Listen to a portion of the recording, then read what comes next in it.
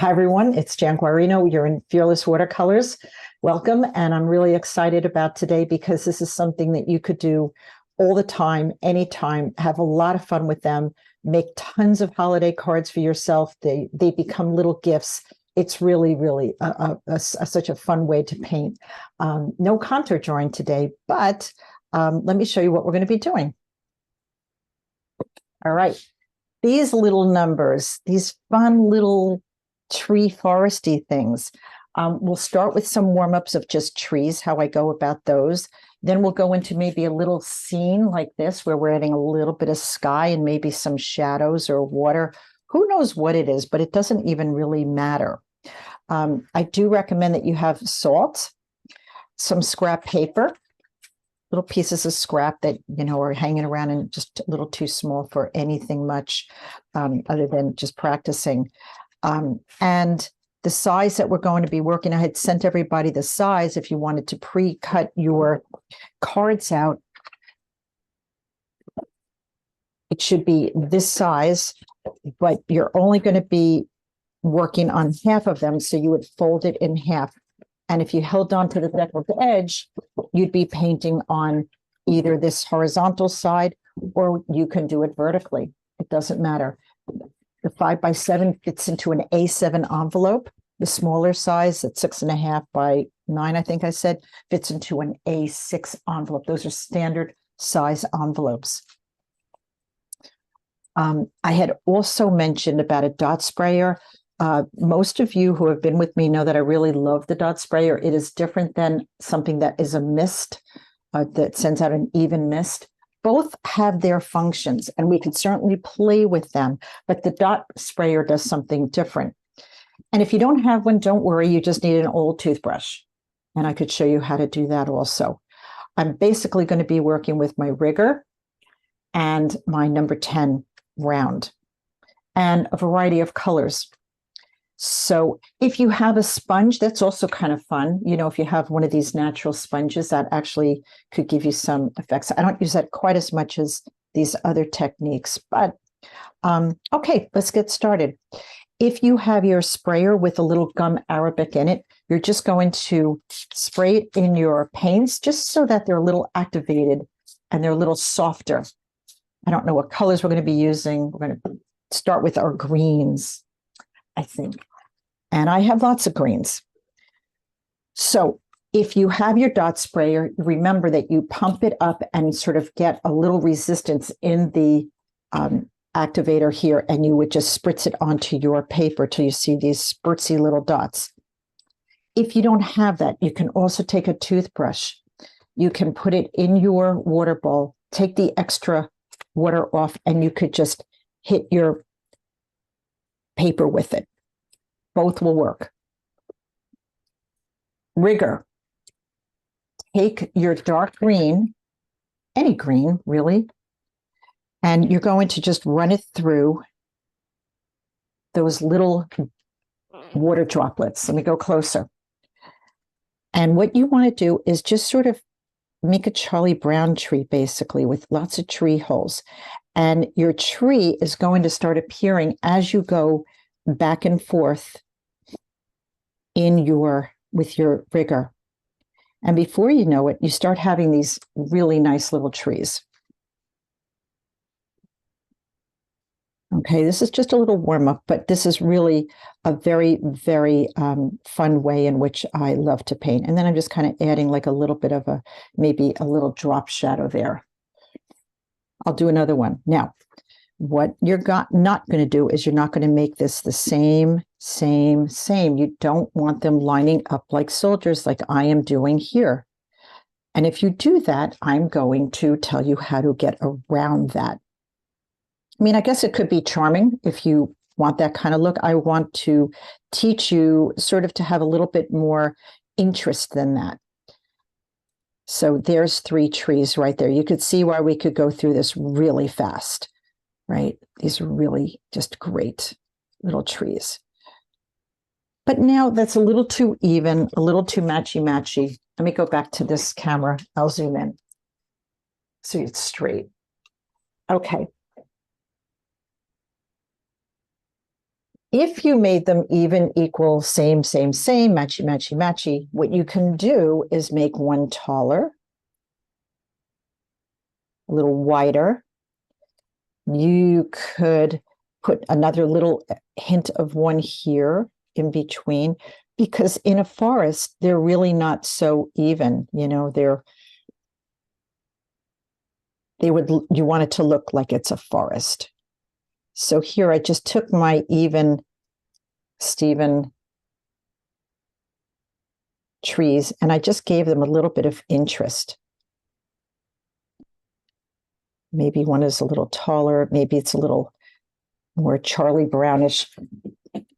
You don't even have to finish these marks because the eye will finish them for you. Okay. Now, within that, it would be a lot of fun to add, I don't know, I'm going to add a little bit of blue. That's a little bit of, doesn't even matter what blue it is. This is a nice blue. This, I think, is like a primary blue. Jan, what color did you use for your dark? Was that indigo? I didn't catch it. No, it's just a dark green. I'm just going to ask everybody to use what they have in their palettes. So you could use your Cascade, you could use your Undersea, because I know most of my students will have those. Yeah. Yeah, you can integrate all those colors into one. The Cascade green breaks into beautiful turquoise, and the Undersea breaks into yellow. Nice. So they both have great properties to them. Glad I bought them. Yes, I'm glad you bought them too, Cheryl. So now I got my round brush here. It is a little wet. It's not very wet. Okay. And I'm just going to kiss the bottom a little bit, and I'm going to let it just softly move into the water. See what beautiful things are happening here? This is all very wet, so I'm just going to drop a little bit of my salt. No need for a salt mine, just little sparkles of salt will granulate and make it look like crystals, little snowy crystals. Where's my salt? Yeah. So that is basically, Roberta, did you have a question?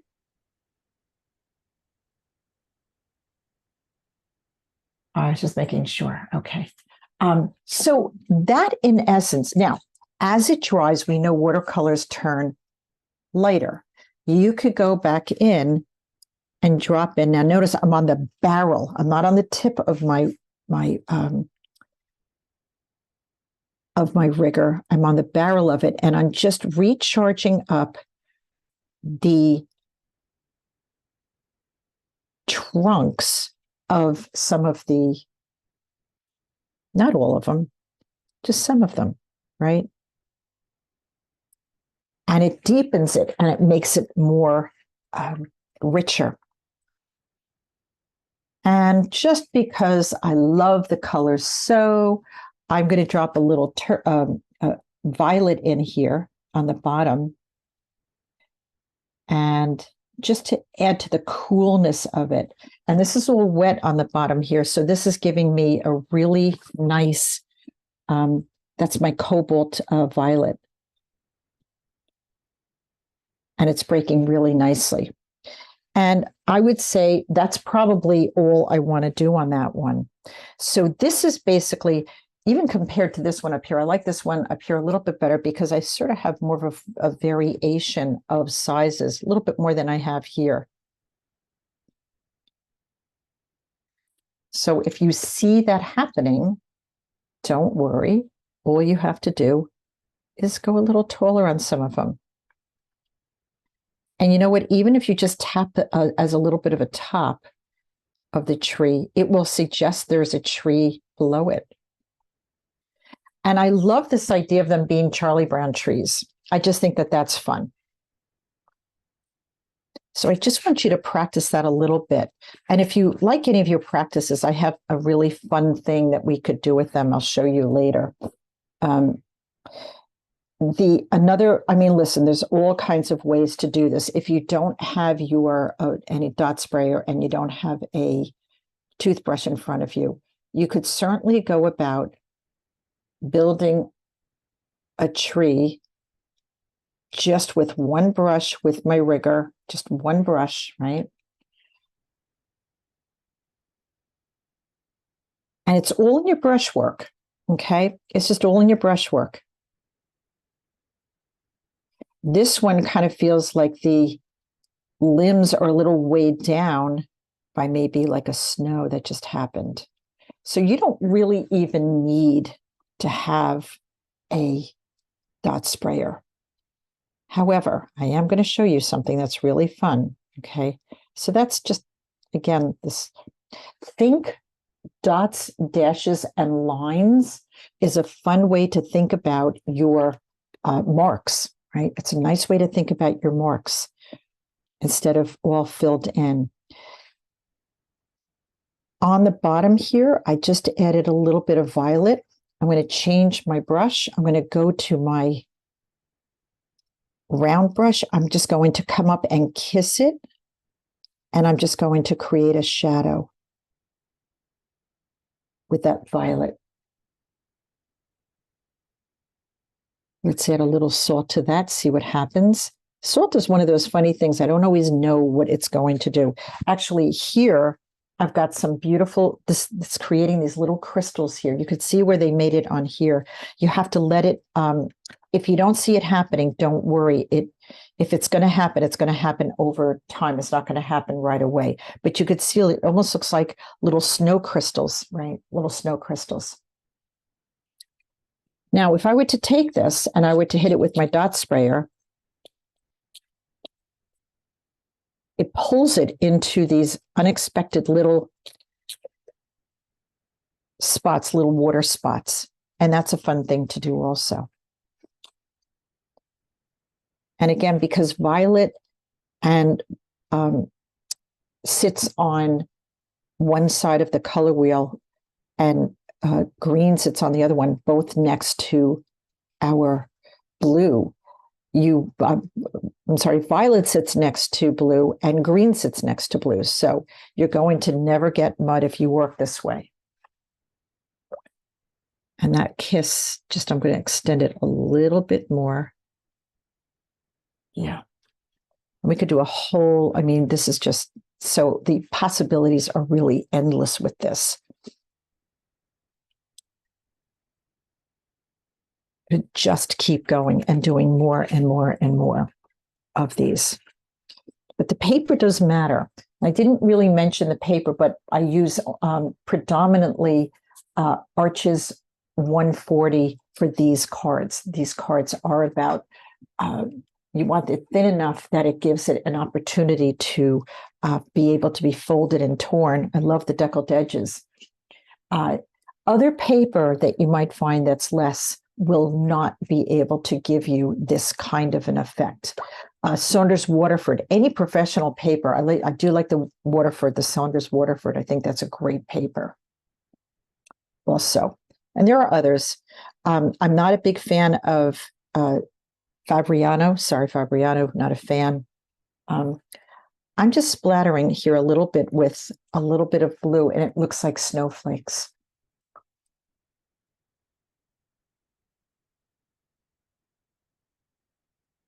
Just hitting it with my brush a little bit.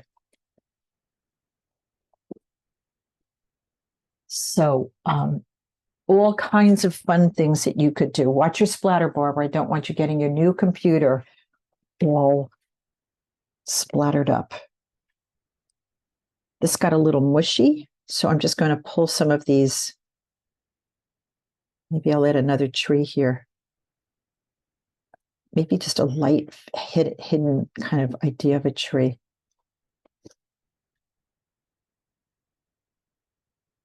Just taking the paint that's there. I don't even have any paint on this brush. I'm just taking what's there and I'm just kind of adding a little bit more. It's just such endless possibilities with this. And the more that you do them, the better they get. They just take on such a fun little experience all on their own. We'll try a little bit more salt right in that middle spot. So salt is one of those funny things. I just really know which colors are going to do the better job of them or not. So I just really kind of wait. You could see here, I got really great salt crystals on the bottom here. When it first is put down, it doesn't look like it's going to do anything, but just give it a little bit of time and let it dry, and then it starts happening. The magic starts to happen there. So I just did two that are pretty chilly, pretty cold. Okay, you really feel that cold. If we were to take it and maybe add a little bit more warmth to it, we would then go ahead and use our, I'm just going to go another piece of paper here. The reason why I suggested a pencil was in case you wanted to work vertical or horizontal.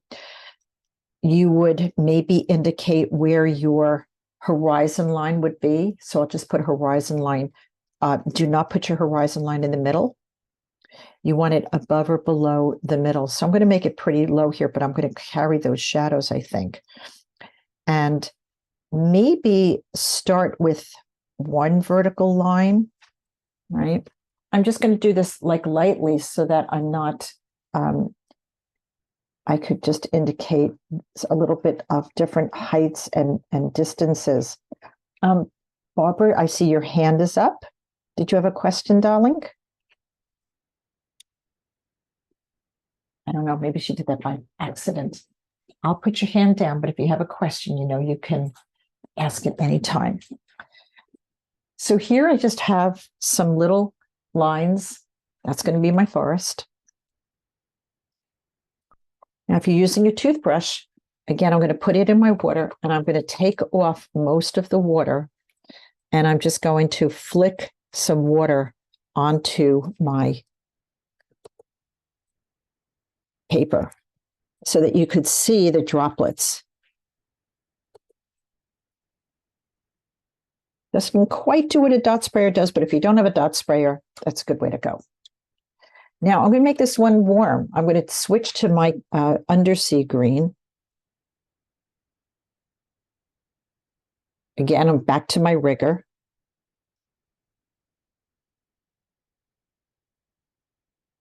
So I'll make these a little taller maybe. I'm reloading my brush pretty frequently.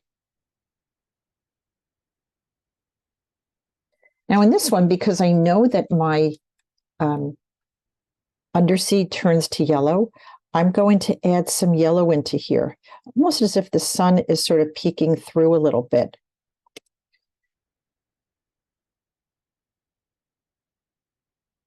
Back to my undersea. So green is one of those colors that goes very cool or very light. I'm going to add a little salt as I go along. Let's see what happens.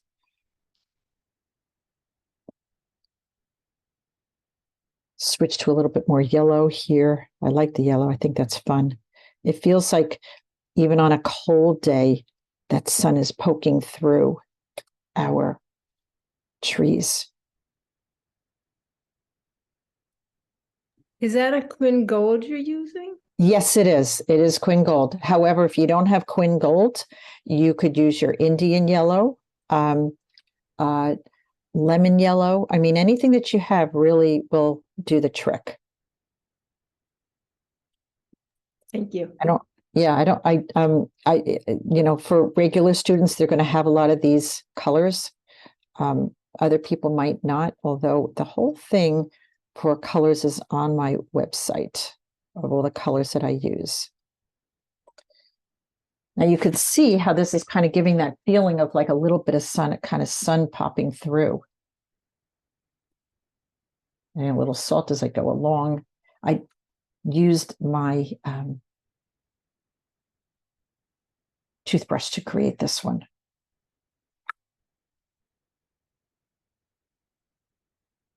And you could see the marks are done with dots, dashes, and lines. And I think that that's a very interesting way to think about painting, to make the suggestion of things.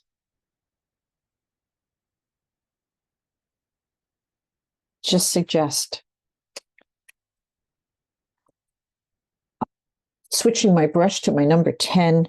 I'm going to just hit the bottom with my brush, and it's simply moving into where I'm giving it the water.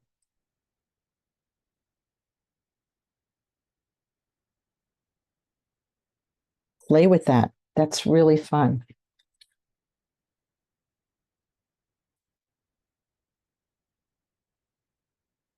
Maybe add a little bit of a horizon line. Maybe it's a little higher on one side, a little lower on the other. I don't know. Make it up. It's your scene. You do what you want with it. It's really done with 2 colors. I'll maybe do a little splatter on this one.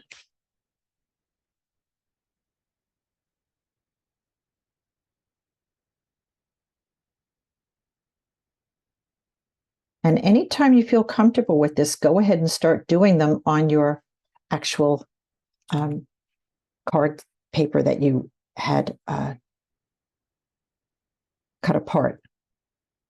If you did that. These also can be cut out and glued onto a card. I want to show you another one that I did. This is like a little scrap piece of paper. And I cut it out. I just ripped it, right? And I put it onto a card. And that's kind of fun too, right? That idea of just putting it on a card like that, just a little square. So when they're dry. Could you I'm please sorry? pull that gold one back down? The one that you Yeah, did? sure, right there. Still working on that. Sure, it's okay.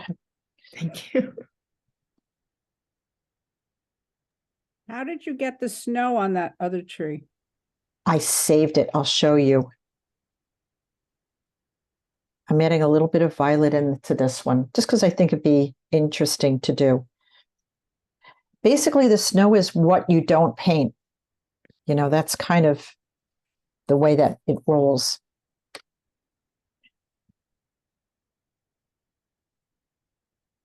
If you want things to move and they're not moving enough, just turn your paper and tilt it a little bit, and things will travel in that water. Things that are still wet. That's a beauty. One of the most beautiful things about watercolors, that they just continue to move.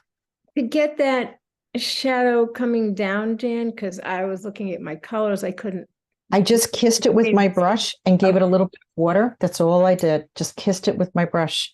No more color to it. Okay. Yeah, no more color to it. That's how I did these also. Same way. I just kissed it with the brush, the wet area. Just kissed it a little bit with my brush, and it just moved on down.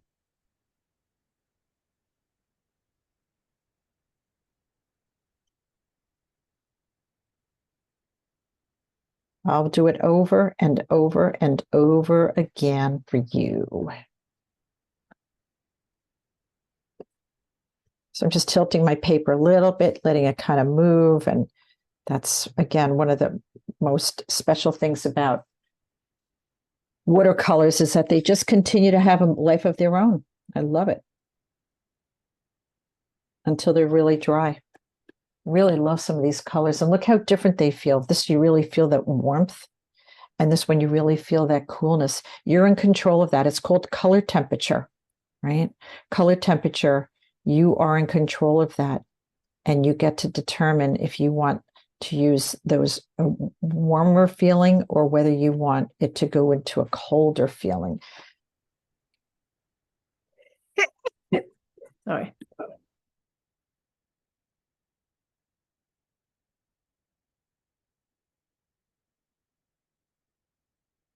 Now, interesting enough, color wheel, we used yellow and I put violet in here.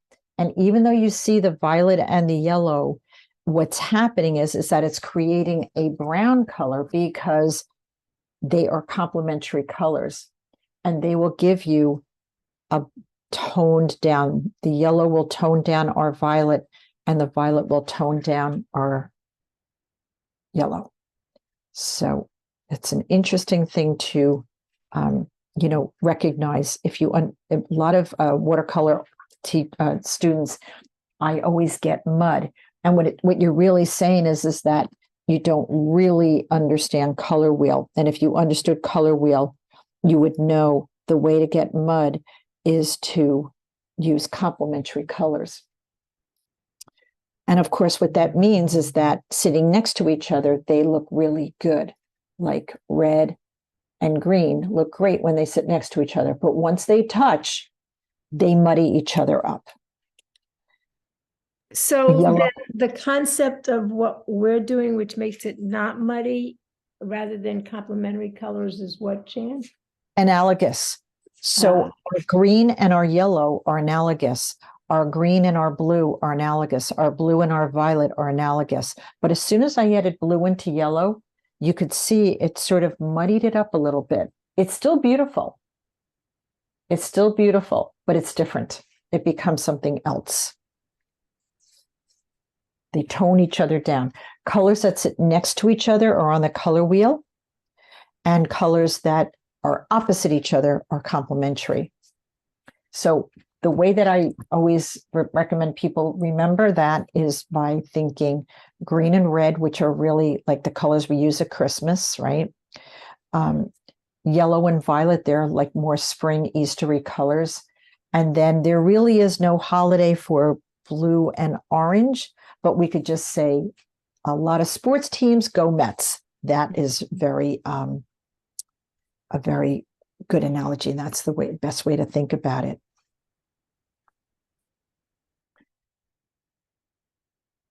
So that is these here, okay? I want to show you maybe how to do a little bit of a scene with these. We sort of added, they're against a silhouette. They really are not very much on in a scene. Maybe we could add a little sky, we could add a little water, we could add a little mountain. There's so much we could do with this. So I'm just going to cut some more pieces of paper here for you guys, for me to work with. And okay. In this time, I'm going to start with, I'll go a little closer. I want everything to kind of stay on the screen for you, but I want to show you something else. Okay. So let's say we want to start with the sky. Okay. Let's take a nice blue. Maybe we take our cerulean. Okay. Nice soft blue. And we just sort of give it a little bit of a sky. I don't want to fill up the whole thing. I just want a little bit of a sky, just kind of an abstract sky. Nothing much, not really getting into clouds or anything like that, right? Just really kind of a simple sky.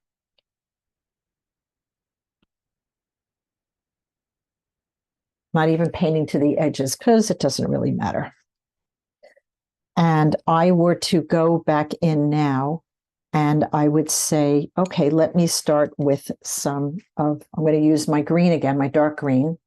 I also have two other colors. I have a deep sap green and a shadow green, which are very pretty colors. They're Daniel Smith's and they really work so nicely. So I'm going to come in here and just start now this is why I didn't want to put too much sky in because I'm working in a dry area here. Okay, I'm just sort of gathering some information and starting the discussion of a tree. But as soon as I hit the sky area, what's going to happen is that it's going to go soft. And I like that. Again, it's a property of watercolor that I want to embrace.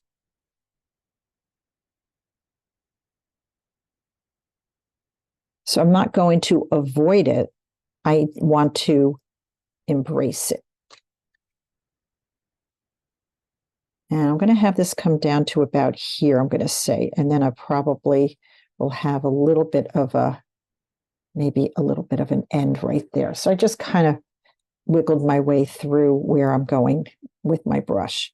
Of course, if you're uncomfortable working that way, go ahead and add your pencil marks. Jen, you didn't wet this tree area? No, it's not wet. It's not wet. This is all a dry mark, but the area that's wet, Cheryl, is the where the sky is. Okay, that's the only spot that's sort of wet right now. And in this case, I'm going to add a little bit of my dragon's blood, or you could add a little bit of burnt sienna to it. That's a nice color. It's similar to our dragon's blood, but a little bit brownier. And I'm just deepening it a little bit, okay? And I want to come down to this area here, leave little tree holes, opportunity for things to sort of move a little bit. And I'm only using my rigger. That's all I have in my hand so far is just a rigger, except for the sky, which I did with my round brush, my round number 10.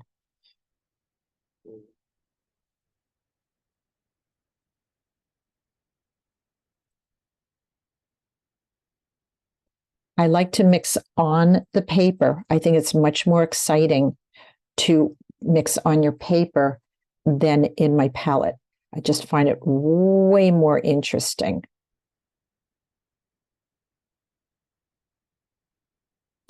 So I'm sort of creating a little story here, a little scene.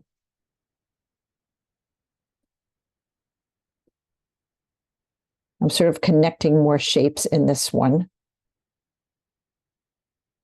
Jan, it looks like you now it looks like you used it like more like an undersea than a cascade. I was starting with cascade, but it's not looking. It's fine. It's fine. It's use what you got. Absolutely, use what you have. Which one Doesn't did you matter. use for that though? Did you use? Well, I remember I also said that I have a deep sap, and I also have a another one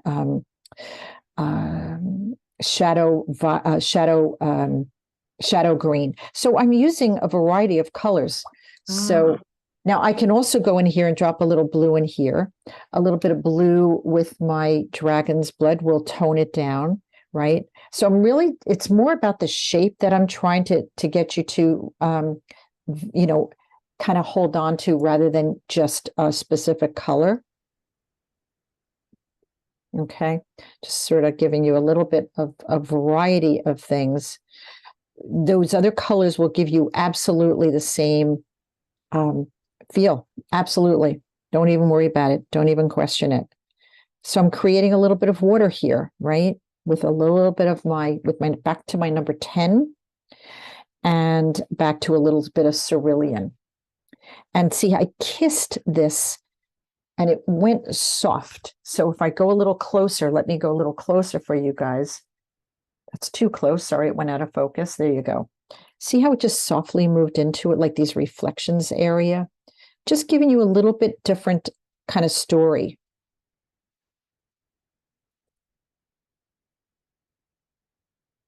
It went soft up here, not worried about it, harder here. It's all really just very loose and very suggestive, which is why each one of us will get entirely different results. It has to do with your colors that you're using, your own use of your rigor. All of those things will totally have an effect on what happens on your paper. And you could see that these colors kind of merged together here where I added the dragon's blood or burnt sienna into my trees. Now I'm just going to drop in a little bit more of my green. Just adding a little bit more, and I'm going to add in a little bit of salt. Just to make it feel a little bit crystally, chilly, snowy.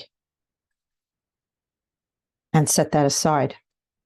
A fun thing to do might be to take a little bit of a light color. So what'll I take? A little bit off my palette. My palette, it has what I call palette mud from lots of colors that I've tried to make. And maybe add some birds.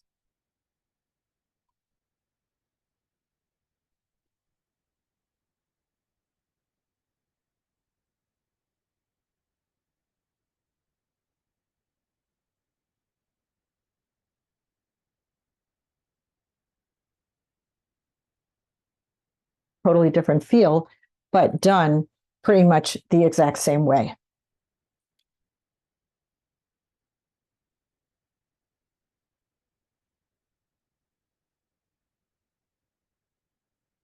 Here, I had a little bit less success with my salt, was not as successful as what happened over here.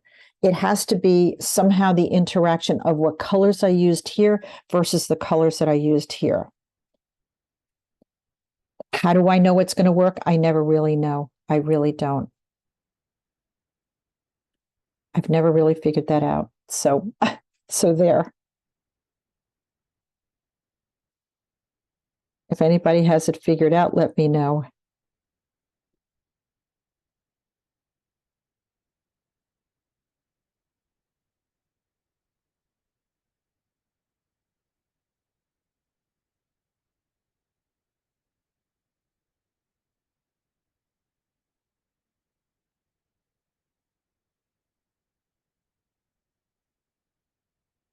Okay, so any questions on anything that you see here so far? Everybody doing good? Everybody happy? Whenever you're ready and you feel like you want to, go into making your cards, try it. You may find that you were just more successful with your warm-ups because you didn't tighten up, which is when you would maybe take these, right? Take whichever ones you want. I'll just show you quickly how I would rip them kind of in a very precise and exact way. If you guys, and I'm saying that very facetiously, if you buy those card packs, right, that have those they have, where are they?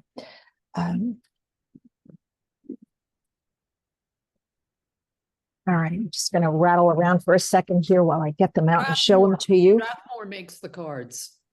Who is it, Strathmore? Yeah. Yeah. So thank you, Amy. So Strathmore makes these cards. They're not very good paper, I'll tell you straight out. But they are pre-cut and pre-folded, pre-scored, I should say, to fit perfectly in. But the paper is not great, okay? I'm going to show you what you could do with that. I have a metal ruler here. I'm going to take one of my, okay, here's one that I did. I did so many, they're all over the place. I'm going to just tear it against a straight edge, metal straight edge. I did these a little close, so I'm not exactly going to get. Okay, that's just kind of torn.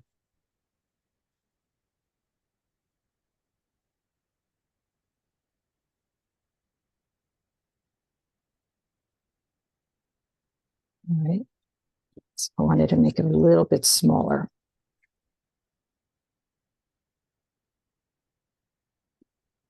Yeah, so Strathmore has this whole thing that they have, but the paper's not great. So you need a little bit more than that to rip it, but I'll just tear it this way. Fine. Okay. I can take this and now I can put this, look how cute that is. And I'm putting it on the Strathmore card. Everybody see that? And you could put like a little dollop of glue. Could even use, like, we all have those hot wax glue guns, right? That I don't even know what we use them for, but just glue gun it right on here. And then you could write your own little message below it or just on the inside. And now you have a whole set of envelopes and pre-cut cards that are already scored and ready to put your own little message on. So that's why these little warm-ups are actually quite helpful, because you may find you just want to do a whole pile of warm-ups. Okay, so fun idea, right? So now someone asked me about that one that I did with the white. I'll show you how I did that. And that just requires a little bit more thinking. So I'm going to put together a little drawing. I'll go a little closer. So my drawing will have sort of my tree kind of coming down. The limbs are kind of heavy with the snow. Everybody could see that okay?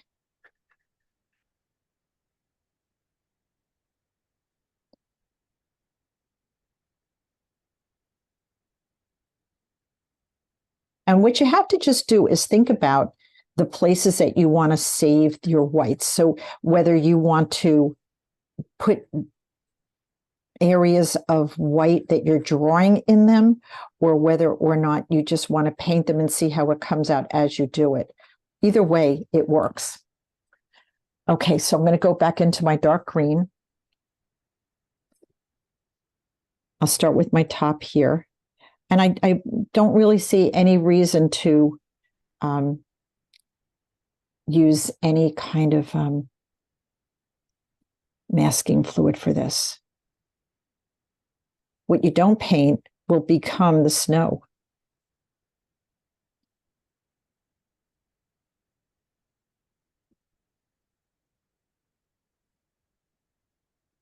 I'm just using my rigger. That's all I've got here is just a rigger.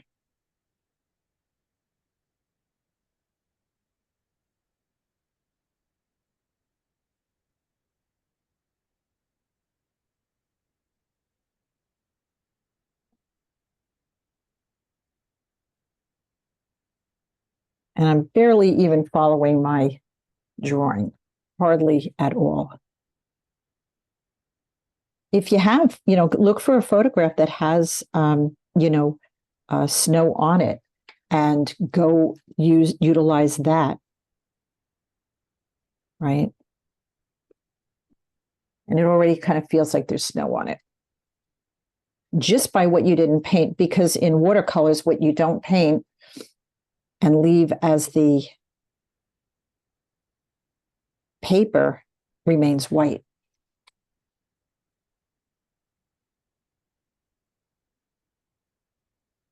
Learn to use your rigger, not just the tip of it, but the barrel of it. And it kind of skips along your paper, the actual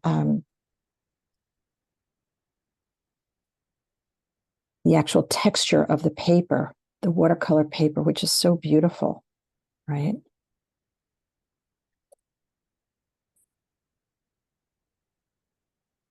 And when you add a little bit more water, something else magical happens and it starts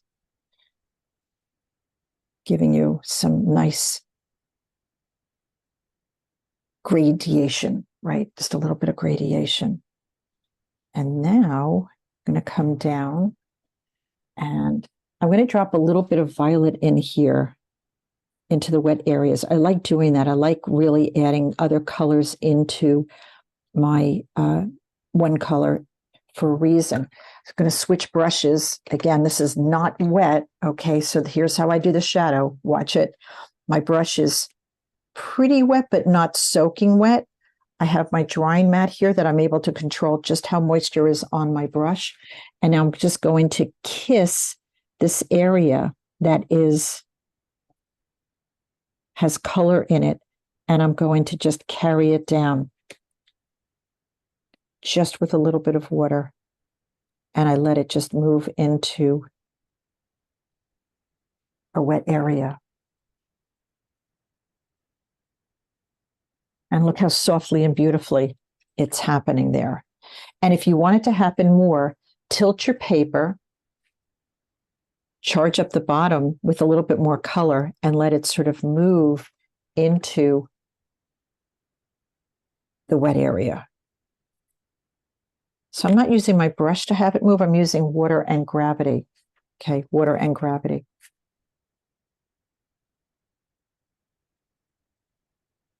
If it feels a little stuck, you could take your sprayer and you could just spray it a little bit and really let it kind of seep down and have something beautiful like that. And let's say I want to push the sky, the snow even a little bit more. I could come in and add a little bit of blue and sort of give myself some of these water areas to save the, just to save the whites.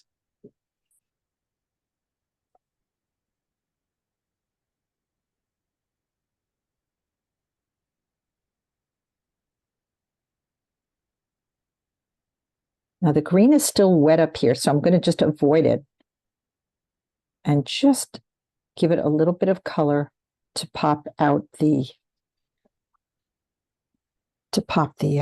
snow out a little bit.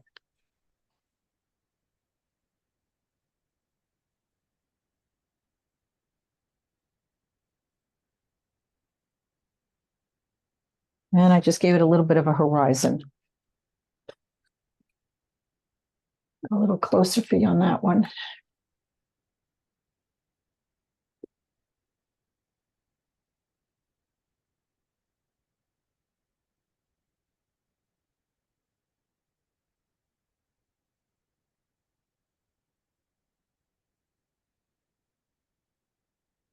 I could just do this all day long. So can you. This is such a great thing you could do anytime, all the time. Just pick up a brush and do a few of these. I can just watch you doing this all the I mean it. That's so, it's incredible. I mean, there's nothing here you can't do for sure. You know, there's nothing here you can't try and do. I'll do more. I'll do more for you. I'll keep doing them. I'm happy to do them. They're so much fun. And each little one, right? All of these become little works of art, right? You don't have to work terribly hard on them because really keeping them kind of fresh is part of the fun of them. Keeping them really fresh, keeping them light and fun, and putting your own little personality into them is just part of the fun of them.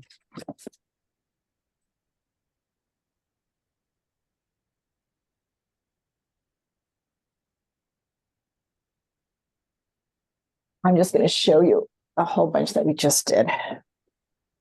And they're all a little different, right? They're all a little different. Doesn't make, now let's say I wanted to crop this one a little bit on either side. Well, again, I have a lot of these metal rulers. I like these. And I could just rip off the edges. Or the other thing, if you don't have a metal ruler, here's the other thing you could do. You could just fold it, right? Just fold it to wherever you want it to be. Fold it back and forth a couple of times and just tear it and get beautiful deckled edges.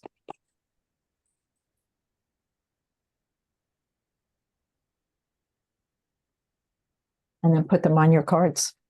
These really crappy, here, put this one right on here.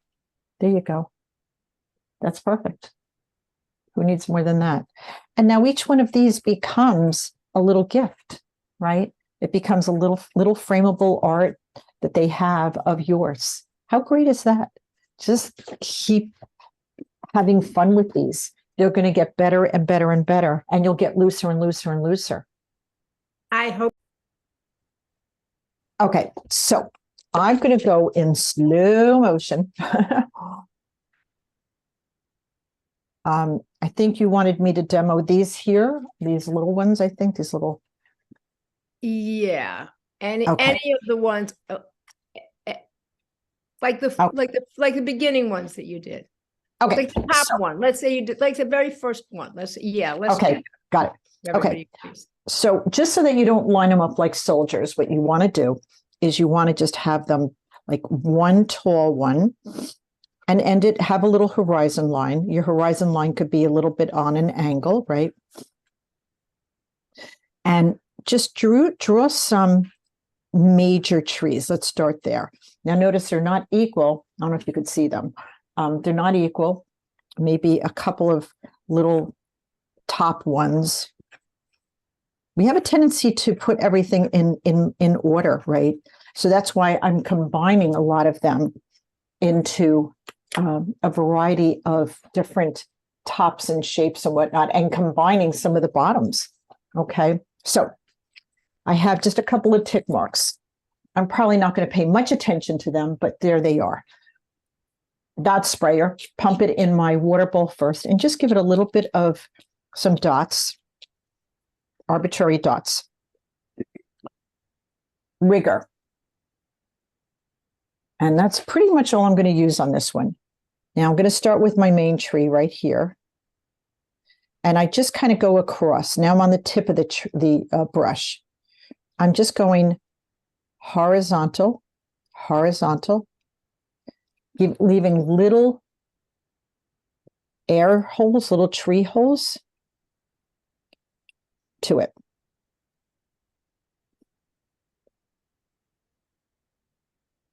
Reloading my color up. So there's one really cute little tree. There's one. I'm going to get a little more paint, start at the tip. And again, now I'm not avoiding them touching. I'm going into them because in a forest, that's what would happen. They would overlap, right? Just going across. Little, the best exclamation for these is little Charlie Brown trees. They really are. Not making them even or perfect or anything of the sort. Now I'm going to come over here a little bit and maybe I'll go a little taller here. Dots, dashes. Come on. Horizontal.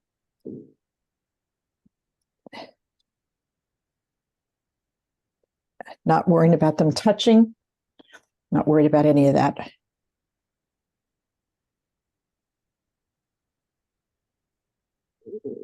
Maybe do 3 together. Here, I'm going to do 3 of these together. There's 1, 2, 3.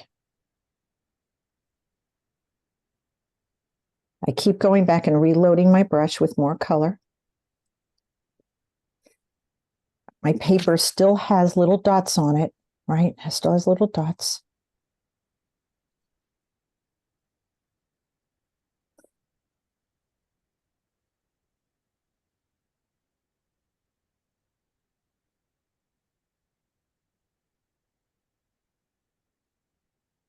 Maybe as it gets to the base, it's a little denser, so I can be more on the barrel of my brush and just make them a little thicker and move it a little differently. There's 2 things going on here, guys. One is the dots and all the colors sort of merging into my, to make these marks, okay? The other thing is the texture of the paper. So I have 2 things sort of working for me, is the texture of the paper and the beautiful blossoms of the dots.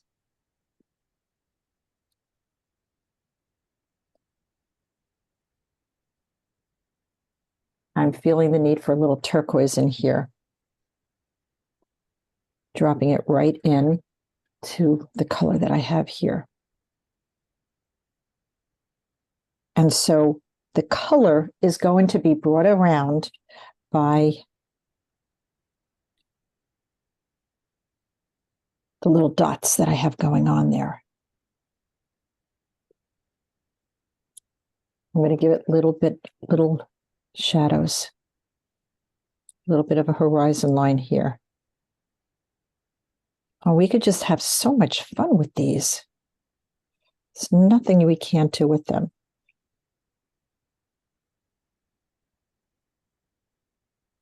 I'm going to try a little salt, see what happens.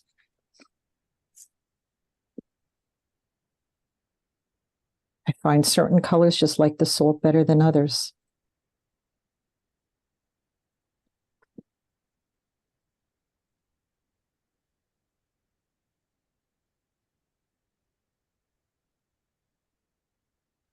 Go back in and recharge it up with a little bit more color.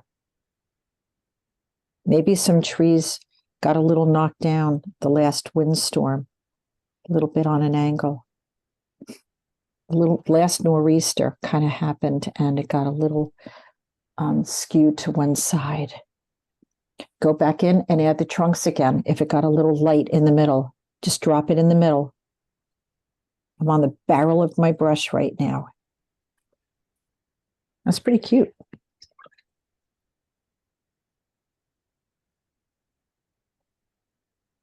It is. These are just so damn cute. They really are fun.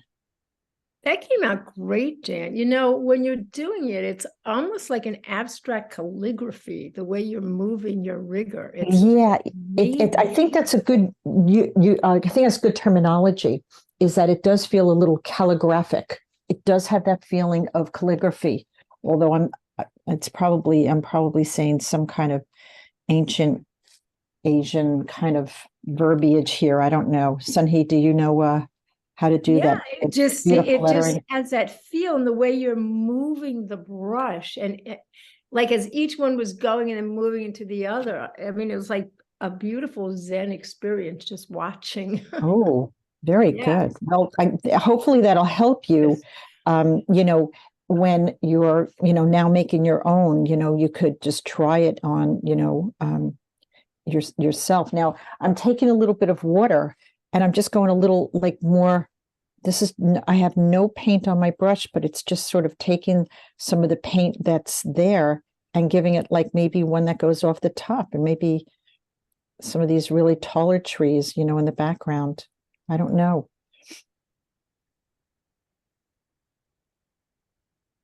There's nothing to say that you're confined to your, you know, your paper, right?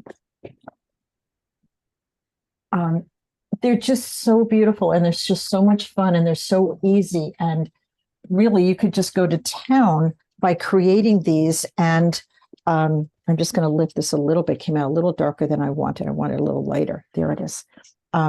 Really, you could just keep, I mean, I don't know how many you guys have created already, but I've got a half a dozen here. And I could just keep going. They're just so much fun. Now, again, if you're painting on a card, you just have to fold it in half and then paint on that card. But I do not recommend painting on the Strathmore paper. You'll get very different results. And I don't think you'll be happy with the results. So, it's just not good paper. It's just not good, and not a good use of your time. Here's why we don't use bad paper or old paper, or not even old, but just why we don't use, inferior paper is because you will think it's you and it isn't. You'll think that it's you that are not doing the techniques right. By using the right paper and the right paint, you're taking that out of the equation. You're taking those question marks and you're removing them. And you're simply saying, okay, now it's me and the techniques. That's what we're down to here, is me and my techniques. And that's what you have to work on. So take the concern of paper and paint out of the equation. Use the good stuff. Don't save it. Don't save the good paper. Actually, the good paper, the arches, I found out recently, Saunders and Waterford paper, it does go bad. The sizing can go bad. So I'm going to do another one of those little scenes. Okay, I think that would be fun. A little bit of sky, a little bit of water, or maybe a little bit of land. Okay, I'm going to do another one of those. And here we go. We did some snow. Oh, fun thing to do with this one is, again, taking your rigor and going into your colors and adding maybe a little bit of tall grass.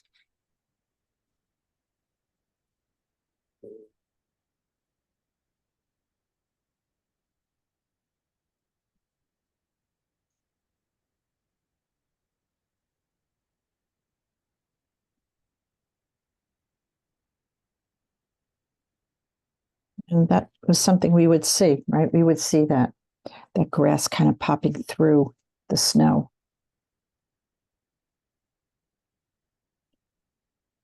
So many things we could do with these. It's just kind of endless.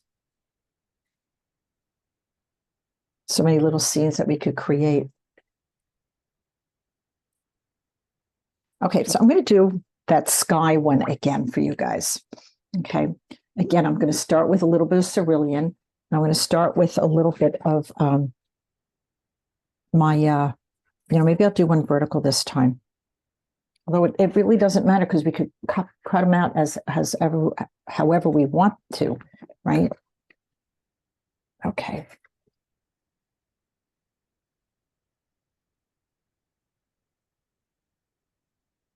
By the way, if these are still wet, right, you could take your dot sprayer and actually create little watercolor blossoms on it. It shouldn't be too wet. It maybe should have a dampness to it, but that is creating little watercolor blossoms right then and there because the paint was not completely dry, but it had a dampness to it. That's always so much fun to do. Okay, so let's do a little sky one. We'll do a little vertical one. So I'm going to, again, start with my sky. I'm not really going to paint a whole sky. Just want to indicate like a little bit of kind of puffiness to the sky, maybe.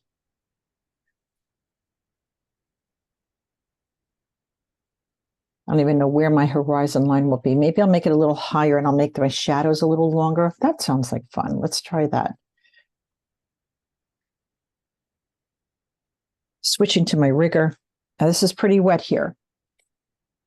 So maybe a good thing to do now is just to kind of give myself some shadows.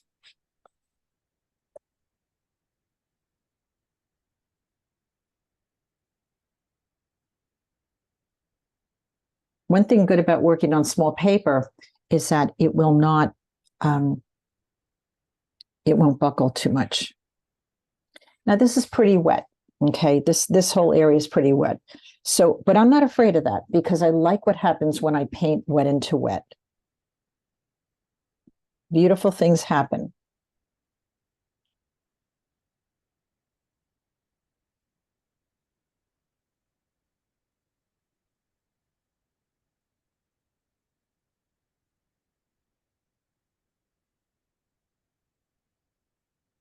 So don't be afraid of actually letting things go into wet because it's kind of nice actually.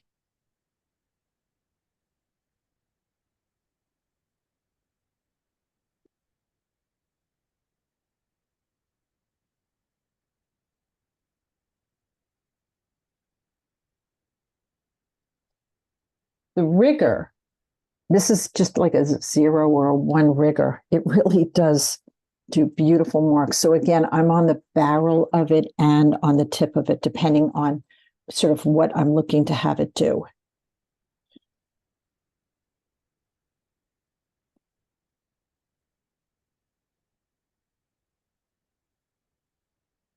And of course, don't judge it too fast. Just give it a chance to kind of happen for you. All right. Don't get too crazy, like worrying, oh, it's not there. It's not looking perfect. There's nothing really perfect about these. It is a very Zen experience. I think that's a good way to put it. And I think that you could have a lot of fun with these also, just allowing yourself to see what happens on your paper, right? There's something beautiful that I know is going on in everybody's paintings right now, but you're comparing it to mine. And that, that is, you don't have to do that. You don't have to compare it to mine, right? Because it doesn't mean yours is any less beautiful. It just doesn't mean that. It just means it's different.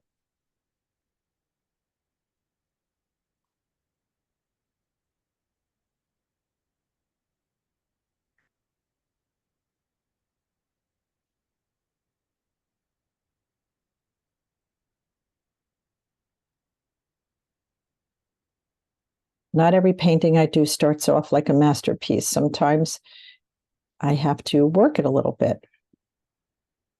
Happens to all of us.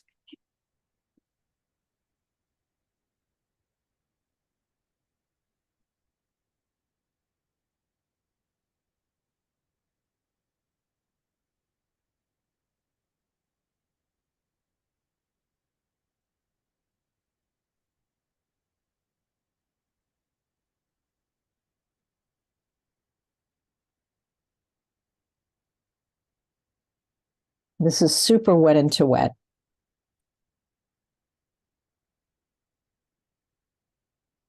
You could actually see the parts that are started to dry. And the parts that are still wet. You'll get very different kinds of marks, which is exactly what I'm going for.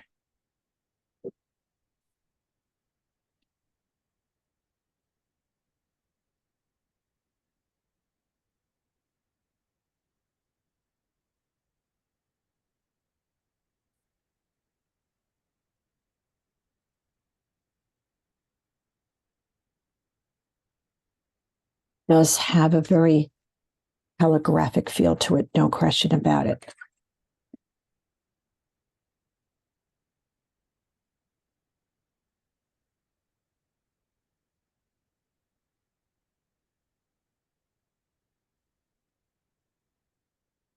And I find also once you step back from something, we're working on it so closely and so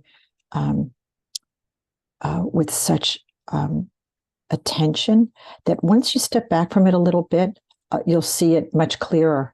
Or you trim it out and you find the sweet spot of the painting and you're like, oh, okay, if I take this part off that I don't like, I like it better. You know, that happens to all of us, a cropping thing that happens, right? Make sure they're kind of interconnected. If you want it to look natural and like a forest, you want them to interconnect to each other. So in this one, I'm using my green, my blue, and some violet. Just dropped in a whole pile of violet right in there. I'm going to wait to see what happens with that. Move it around a little bit.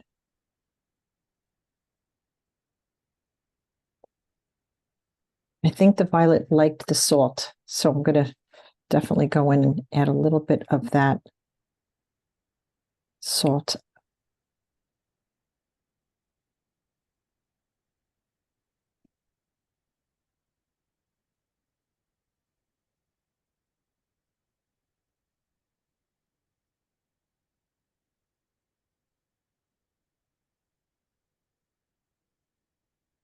Definitely going to use some of this violet into a shadow, I think would be very nice. The color will follow the wet of your that you put down with your brush. It'll follow it, right? It'll follow it.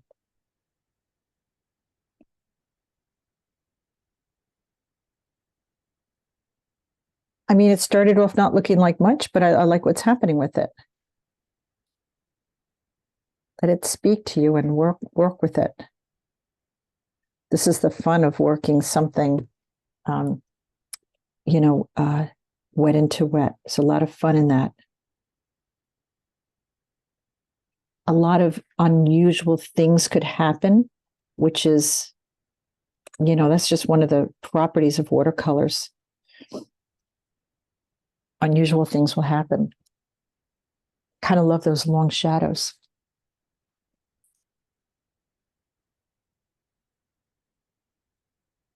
Maybe I'll add some snow to this one. I'll give it a little bit of a splatter.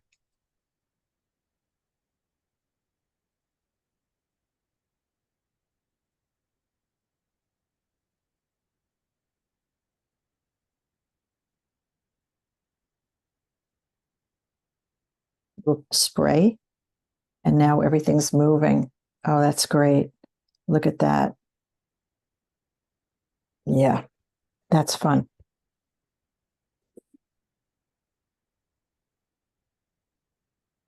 Different. Each one is so different. I use different techniques. I basically use the same technique, but I gave them all maybe slightly different colors different horizon lines, a little bit of water in this one, a little bit of sense that, something's going up on a hill here. This is a very steep hill with long shadows, so you feel that sun kind of behind it, right? That's interesting. What if we added a little bit of sun right in there? Let's move this paint around, kind of clear it up a little bit, right? I moved it aside. Nice soft sun coming through. Oh, that's interesting. Let me add a little bit of yellow to that. Let's see what happens. A little bit of sun kind of poking through. Little sun poking through. Little low sun. It's just a little quinacridone gold. I was all soft, so I was able to push that aside. Let's add a little bit of warmth here. A little sense that that yellow's kind of poking through a little bit. Oh, entirely changed the painting.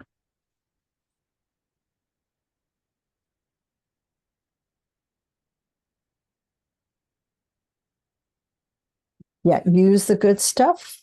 Make sure that you are using good paper, good paint.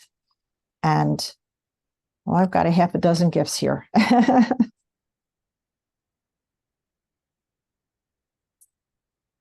How about if we wanted to add like a sense of a mountain in the background? Let's do that. So where would I want my mountain to be? Not smack in the middle, maybe a little bit over to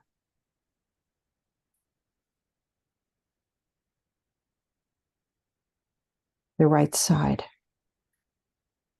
It's not a perfect, right? It's not a perfect triangle. So yeah, let's do that. I'll go a little closer for you guys.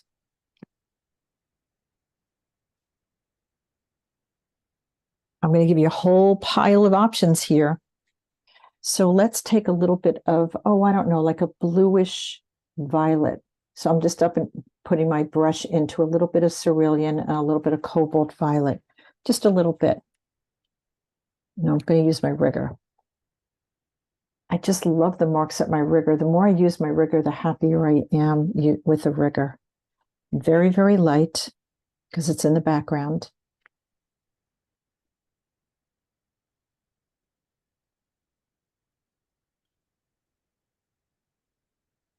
So with my rigger, I'm on the barrel of my brush as much as I'm on the tip.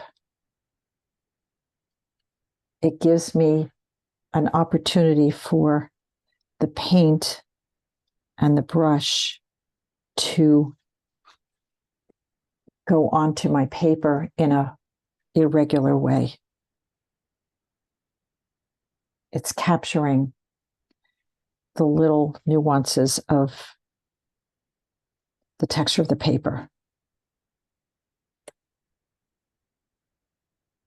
Okay, so there's a little bit of a mountain. Oh, I like it. Okay.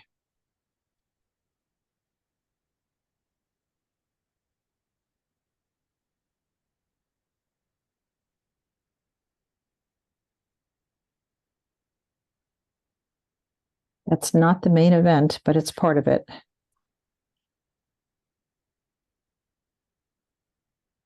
Okay.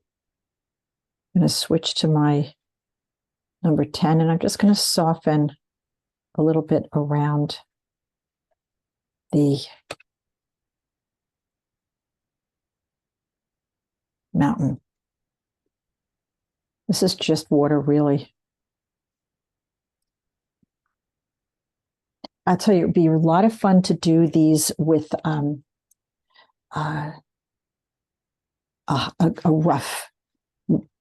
rough paper. I don't have rough, but I think it would be a lot of fun to try it with a rough paper and really have it be super, really capture all of those hills and valleys that are in the soft paper. See how they just beautifully moved into here, just softly moved. That's my undersea. I'm just going to add a little bit more undersea and indicate some more. And this one, I'm going to add a little bit of my dragon's blood or burnt sienna, just to warm it up a little bit.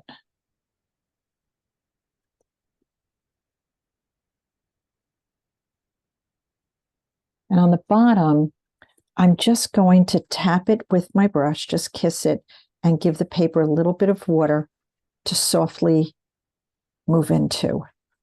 Just a beautiful flow of soft edges.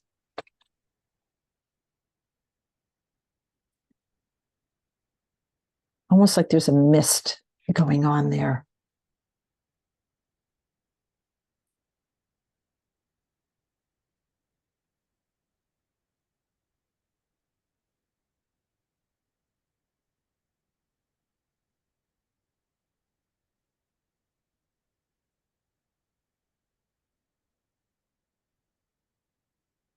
Now, I don't want to ignore that color, the violet and the blue in other areas. So I'm just going to give this water just so that it softly moves down itself. I'm not going to have any hard edges yet. There's no hard edges here, except a little bit on the mountain. Okay. So my undersea green is a Daniel Smith. It's a beautiful color. It's a warm green. Jen, to get that on the far right, all wet, did you dot spray? What did Nope. you do? It would be a mist spray, or I just kissed it with my brush, my round brush. Oh, It was just a kiss. Yeah, it was just a kiss. Yeah. So the dot sprayer will leave little unexpected dots in it. A mister will be a soft edge, or just kiss it with your brush. So what I mean by that is just take your brush and just kiss it. Just give it water, and it spreads on its own. Just does its own spreading. Okay, I'm not moving the paint around with my brush. I'm actually letting the paint move into the water. So that's why I also tilt my paper a lot of times, is because it will just move for me.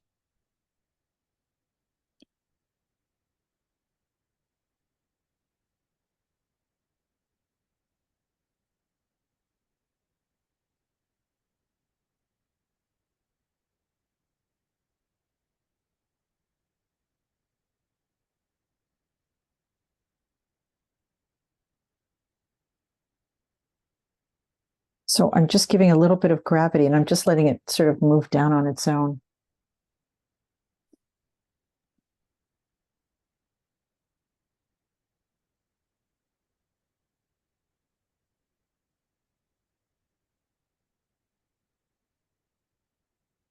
I would love to learn how to write in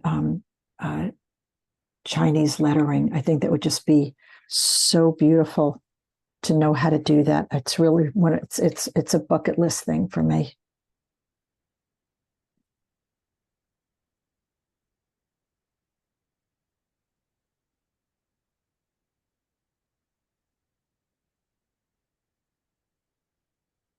See, I'm holding it a little vertical because I want this to just continue to move down.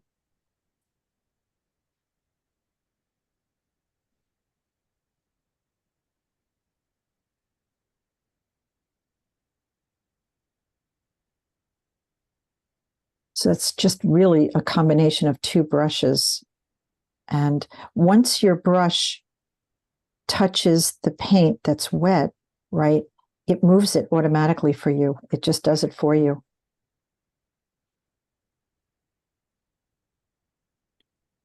And of course, timing. There's a thing, timing when we paint.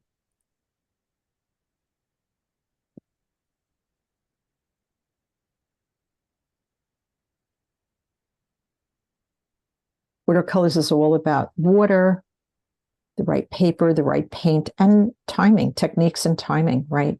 It's so important. And I guess, for me, I look at this and I'm like, well, if I stopped right now, and I'm not stopping right now, but if I were to, you would know what this is. So that's kind of the question that I ask myself a lot is, how much further do I want to go to tell this story? Do I want to keep going? How much more do I want to do? I don't know. Doesn't feel done quite yet to me, but maybe soon. I don't know. I just love this softness that's happening here. It's a slightly different technique than what we've been doing, but it's an equally important one, is to know how to work wet into wet.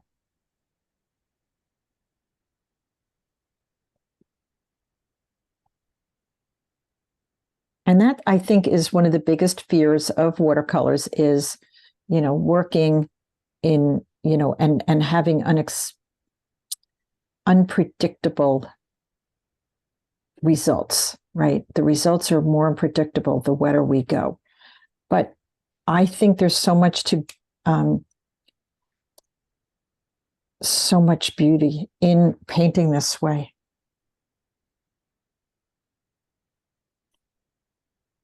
That the more I explore it, the happier I am.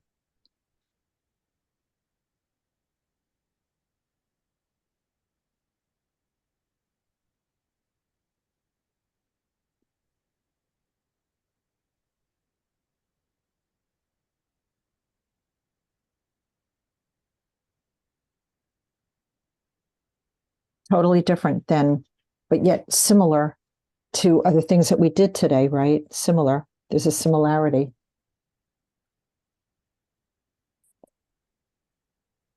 I was hoping you would do mountains. I'm so glad. Oh, you're welcome. I think that's Roberta that said that. Do you have a lot of mountains where you are, Roberta? It was It Linda. wasn't Oh, I'm Rebecca. sorry. We go to the Adirondacks in the summer and I love Oh, Linda. Oh, great. It's just really such a light suggestion. But yes, I'm so glad, hey, you guys just have to ask and I will do it for you. You know that. I'm happy to, show you all the different things that you could do with watercolor and how beautiful this would be to do this, in the summertime. I mean, I guess you really wouldn't know the time of year based on how I'm doing this right now. But yeah, good. I'm glad, Linda. Roberta did have her hand up though for a while. I'm sorry, what was that, Just- Roberta? I had my hand up because I wanted to ask what the difference is between a dot sprayer and the normal sprayer, because I didn't realize there was a difference. It's okay. Don't even worry about it. A dot sprayer, when you use a mister, a regular mist, it sends out a very even overall water, right? It mists it out evenly. When you use a dot sprayer, what it does, and the best way to explain it is if you were to just try it with a toothbrush, right? Just a little bit of water in a toothbrush, and you were to spritz it on your paper, you would see that it kind of comes out in a very arbitrary way. And so let me see if I can put a little color on here and show it to you. And they're not easy to find, but I do have a couple of sources that I could send to you. All right, so I'm just adding a little bit of color here. Do you see how it's coming out in a very spurty way?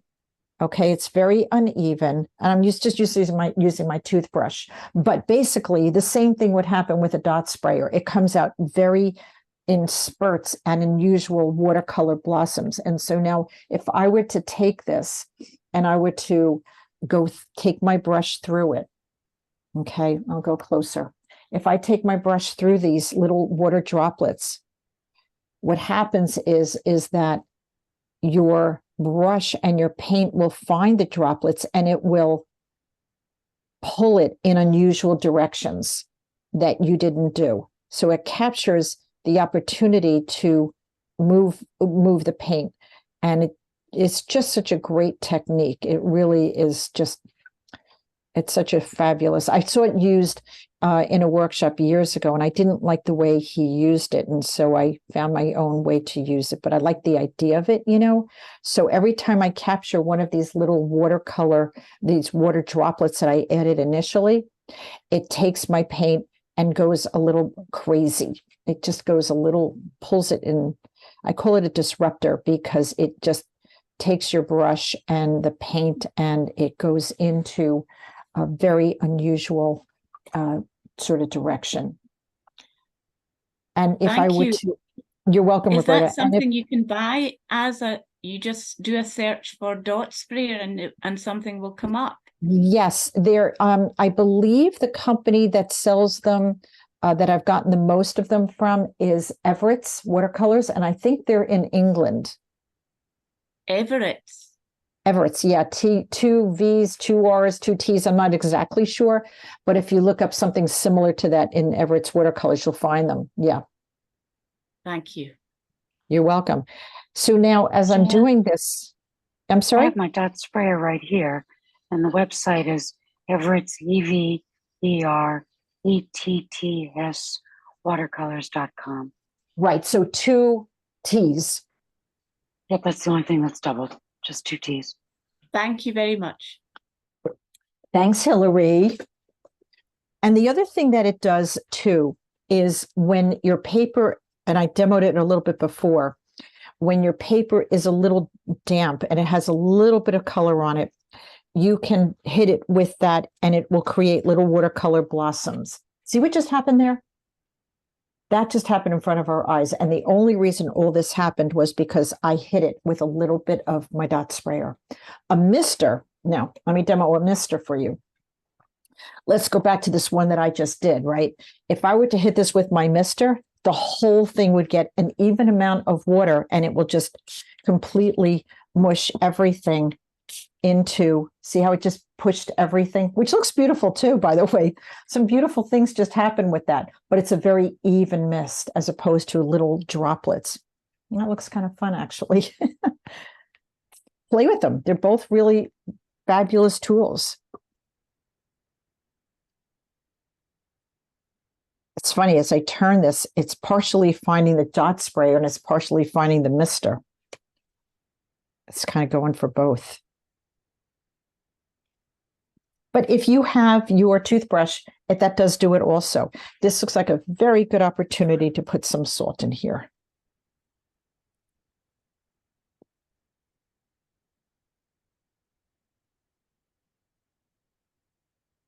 So if I were to dot spray this, it kind of, I did it a little too early, I think, and it ended up just being wet. It's a timing thing, and I do have some little blossoms in there, not as many as I had hoped, but I do have some mountains for Linda, who goes to the Adirondacks.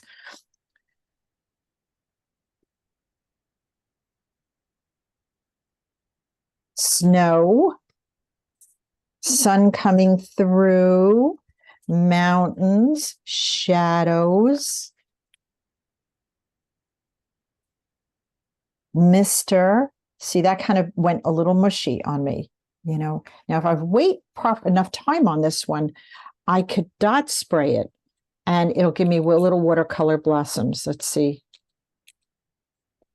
And there they are. See how they just appeared? It's different. Look at that. You ever see those little dots? Those little watercolor blossoms.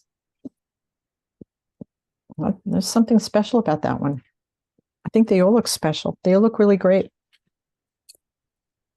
There's not a one here that I'm not happy with. But I'm hoping you guys have some things that you're happy with. So I want to see what you're doing and answer some more of your questions.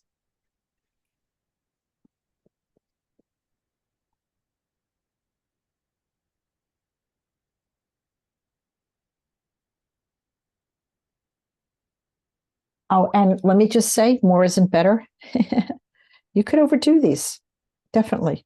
So, you know, if you kind of see and you're happy with it, leave it well enough alone. Don't go crazy on them. They're little vignettes. These are vignettes. This is not like what we normally do. You know, normally we are painting, you know, finished paintings, you know, so this is a very different kind of experience. Something else I want to show you guys. I will do another one.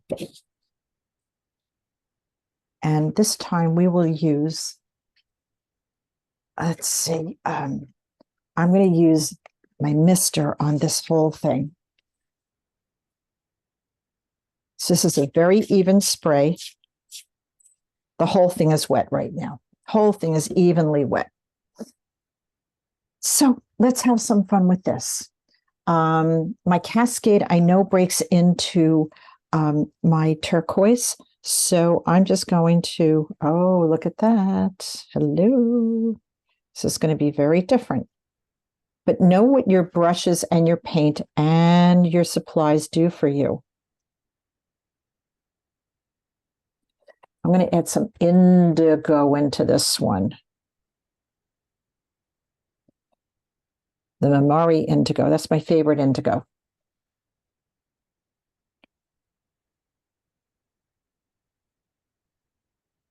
So I'll get a very different effect by painting this way.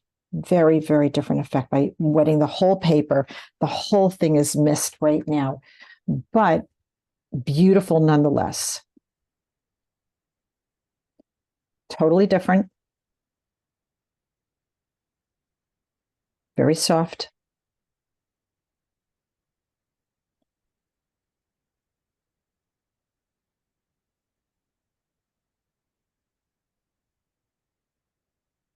And I know that my indigo does very well with salt, so I'm going to add a little bit of salt. And I think the Cascade does too. Now, as I'm coming over to a drier area, you can see it's a very different effect. It's much drier over here. Very different. I could get it back if I just sprayed it with more water. It's hitting wet spots and it's hitting dry spots right now.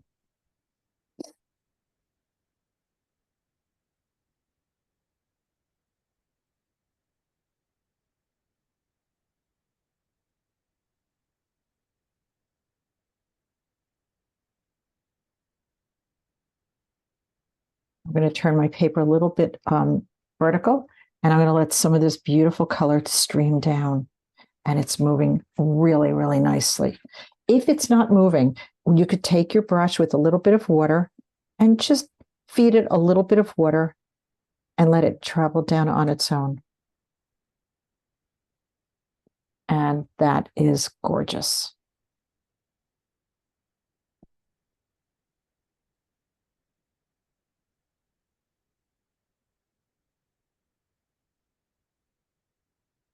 I can't wait to see what you guys are creating.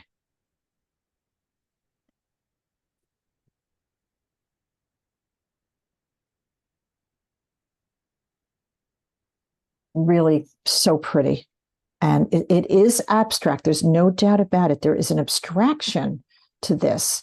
And maybe it just gives us a little bit of freedom to feel comfortable in giving ourselves the permission to not paint it exactly as we see it, but to give it a little bit more of an abstraction.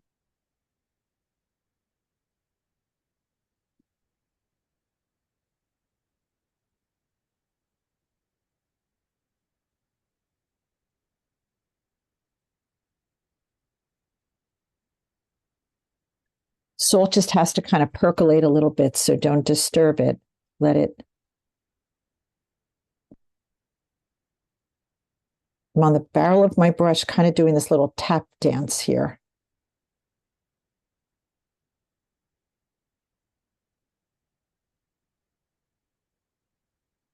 You know, if you just even indicate the tops of the trees, the evergreens, right?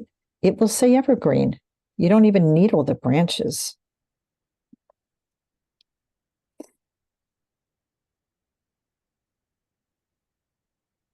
And look at that beautiful turquoise appearing with that Cascade green.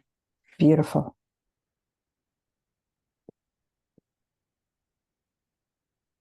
Jan, did you kiss that down to get the part at the bottom? No, the whole thing was, I misted it with my mister first, my spray but bottle. mine is not all Yeah. that wet down there. So just hit it some more with some more water. Look at what happened here. This is wild. Oh my goodness, that is just crazy. Shows you what salt can do. That is just crazy. I could go over and paint over that, you know, there, as it dries or when it's dry. Yeah, Cheryl, just give it a little bit more. Hit it with your mister again, you know, just in a certain area. Okay. Yeah, try How that. do you decide what spots you're going to put the salt in, Jan? I just go for it. I just, I'd see like, oh, well, what have I got to lose? Let me add some salt. Well, that probably was the most significant salt that I added was right there. That really went crazy. But I could see a whole landscape being created with that as it dries, right? That how do I know? I don't. I really don't know. I have no idea about salt. It's just one of those mysteries. So you just put it on and then you wait a few minutes and then shake it off? You have to wait. Like I was working over here, but when I looked over there and I saw what happened, I'm like, whoa, that it's. Oh, it's okay. just So what you had happened. not knocked off the salt yet. Oh no, don't knock it off. No, don't knock it off. Leave it on. Yeah. Knock it off when it's completely dry. That's when you take it off. Well, that's Yeah, don't touch it. Yeah, don't touch it. If you want your paint to move, you can come up. See, I'm just going to kiss this a little bit and maybe just add a little bit of water if I wanted to move into that. That's a little dangerous. It's just a kiss, or you could add a little bit more your mist in that. But now I could see that paint is free to move into that area. It's just moving in really nicely now.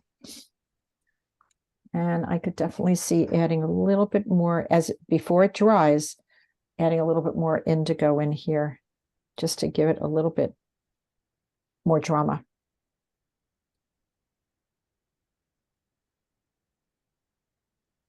And what I do in some places, I don't do everywhere. I'll do a little bit over here and keep it over here. Maybe, again, don't have to go matchy-matchy with everything. That's a nice flow of paint and darks without it being the whole area, right? That's kind of fun.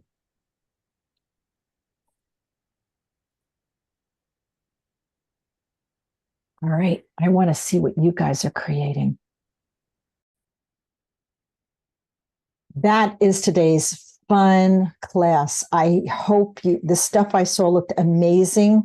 I hope you just keep doing these and enjoying them and having a good time and just thinking of each one as this little charm that you're be able to add to any kind of card that you have, and little sections, and maybe it's a painting that you frame, and just have fun with it. Use inspiration that you see around you. Next time it snows, go out and take some photographs, or just go into the woods and take some pictures of trees and see what it looks like. You kind of were going by what I had suggested, but you don't need a whole lot to do this. So this is Jan Guarino, Fearless Watercolors. I hope you enjoyed. I loved having you in, and I'll see you next time. Bye now.